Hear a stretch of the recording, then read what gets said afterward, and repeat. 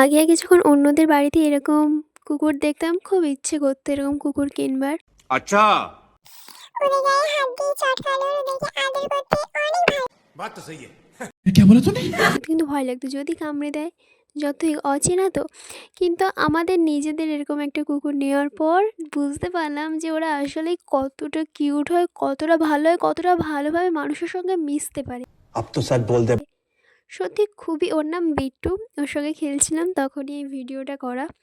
ওকে আমরা যখন প্রথম নিয়েছিলাম 18 দিনের ছোট্ট বাচ্চা, বিড়াল বাচ্চার থেকেও ছোট, ঢলে ঢলে পড়ে যেত, তখন ল্যাকটোজেন খেত। আর 18 দিন থেকে আজ কত বড় হয়ে গিয়েছে, দেখলে মনে হবে সেই পুচকি কুকুরটা এত বড় হয়ে গেছে। हाय इतना सुकून। আমাদের বিট্টু। কারেন্ট ছিল না, তাই জন্য গরমে হাইফাই করছিল, তখনই ভিডিওটা করছিলাম আর কি। খুব গরম লাগছিল ওকে, গরমকাল তো, কারেন্ট না থাকলে যা হয়, গায়ে এত লোম ভর্তি।